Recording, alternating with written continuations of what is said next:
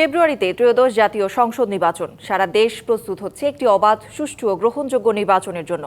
কি ভাবছেন সাধারণ মানুষ থেকে শুরু করে আগামী জনপ্রতিনিধিরা? সে কথা জানাতে ডিবিসি নিউজের ইলেকশন এক্সপ্রেস ছুটে যাচ্ছে সব সংসদীয় আসনে। এখন রয়েছে সংসদীয় আসন ১৫০, ময়মনসিংহ ৫-এ।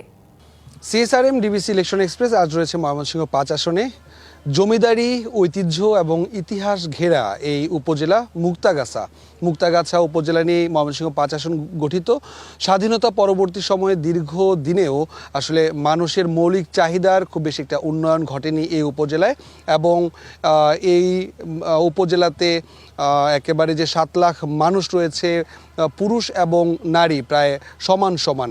তো সামনে নির্বাচন নিয়ে আমরা কিছু কথা বলতে চাই। এখানে বাংলাদেশ জামায়াত ইসলামীর মনোনীত প্রার্থী অ্যাডভোকেট মতিউর রহমান আকন্দ। আসলে আপনারা মানুষের কাছে যাচ্ছেন, দল থেকে মনোনয়ন পাওয়ার পর মানুষের দ্বারে দ্বারে গিয়ে ভোট প্রার্থনা করছেন এবং আপনাদের প্রত্যাশার কথাও বলছেন। মানুষ কি বলছেন? জি, আপনাকে ধন্যবাদ। বিশেষ করে মুক্তাগাছার সর্বস্তরের জনগণ এবং এখান থেকে যারা দেশে বিদেশে এই অনুষ্ঠান দেখছেন তাদের সকলের প্রতি আমার সালাম, আসসালামু আলাইকুম। ভিন্ন ধর্মাবলম্বী ভাই বোনদের প্রতি আমার আন্তরিক শুভেচ্ছা। যে প্রশ্নটি আপনি করেছেন, মুক্তাগাছা একটি ঐতিহ্যবাহী পুরাতন পৌরসভা এবং পৌরসভা অধ্যুষিত একটি একক সিট। এখানে 10টি ইউনিয়ন, একটি পৌরসভা রয়েছে এবং এগুলি নিয়েই এখানকার একটি সিট। এখানে 3,93,000 ভোটার, 1,92,000 হচ্ছে মহিলা, 1,91,000 হচ্ছে পুরুষ।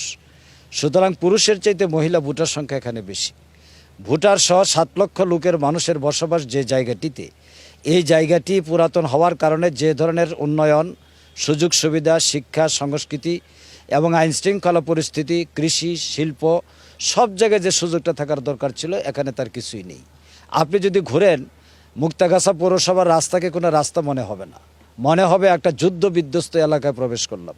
বর্ষাকালে আমি এখানে ঢুকে দেখেছি যে কাদার উপর দিয়ে আমাকে চলতে হচ্ছে। পৌরসভার যতগুলো রাস্তা আছে প্রত্যেকটি রাস্তার করুণ অবস্থা, বাইরের যে রাস্তা প্রত্যেকটি রাস্তার করুণ অবস্থা। এই উন্নয়ন কেন সম্ভব হয় নাই? এটার প্রধান কারণ হচ্ছে দুর্নীতি।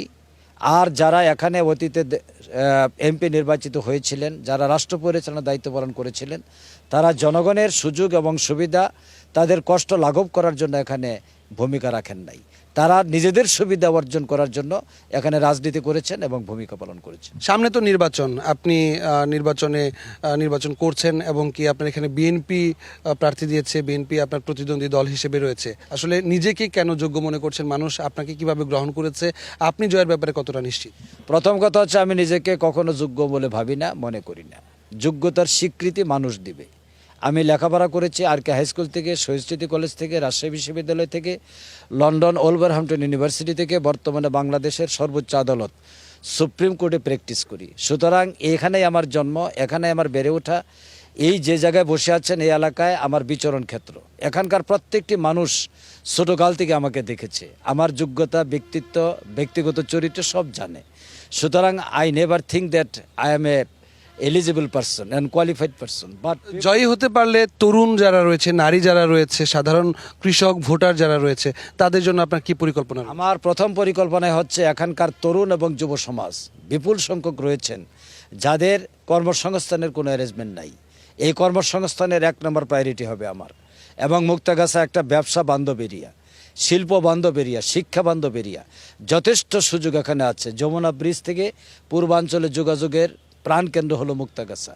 এখানে একটা শিল্প অঞ্চল হিসেবে গড়ে তোলা হবে, শিক্ষা প্রতিষ্ঠানের উন্নয়ন করা হবে, ব্যবসা বান্ধব একটি উপজেলা হিসেবে গড়ে তোলা হবে মুক্তাগাছাকে। স্বাস্থ্য খাতেও তো বেশ ভঙ্গুর অবস্থা দেখলাম। একেবারেই জামালপুর থেকে রৌমারী থেকে ময়মনসিংহ পর্যন্ত অনেক মানুষই মুক্তাগাছার উপর নির্ভরশীল স্বাস্থ্য খাতের জন্য। সেই বিষয়ে কি পরিকল্পনা? প্রথম পরিকল্পনা হচ্ছে যে আপনি হসপিটালটি দেখতে পাচ্ছেন, আমরা যেখানে বসে আছি তার থেকে কয়েক গজ দূরেই। এটা হাসপাতাল বলা যাবে না, এটা একটা কসাইখানা বলতে হবে। কারণ এখানে মানুষ আসে চিকিৎসার জন্য, আরও অসুস্থ হয়ে ফিরে যায়। এই করোনা অবস্থাটা কেন হয়েছে? স্বাস্থ্য খাতের কোনো ডেভেলপমেন্ট মুক্তাগাছা হয় নাই। এখানকার সব লোককে চলে যেতে হচ্ছে ময়মনসিংহ বেসরকারি হাসপাতালগুলোতে। আমরা, আল্লাহ যদি আমাদেরকে এমপি হওয়ার তৌফিক দান করেন, আমরা স্বাস্থ্য খাতকে সর্বোচ্চ অগ্রাধিকার দিব এবং এখানে একটি মানসম্মত হাসপাতাল তৈরি করা হবে যেখানে বিভিন্ন জায়গা থেকে এসে লোকেরা এখানে চিকিৎসা নেবে ইনশাআল্লাহ। ধন্যবাদ ডিবিসি ইলেকশন এক্সপ্রেসে সময় দেওয়ার জন্য। সিএসআরএম ডিবিসি ইলেকশন এক্সপ্রেস এখন রয়েছে ময়মনসিংহ 5 আসনে, ময়মনসিংহ 6 আসনে। পরবর্তী বুলেটিনে জনপ্রতিনিধি যারা হচ্ছেন তাদের সাথে কথা বলার চেষ্টা করব। সাথে থাকুন ডিবিসি নিউজে।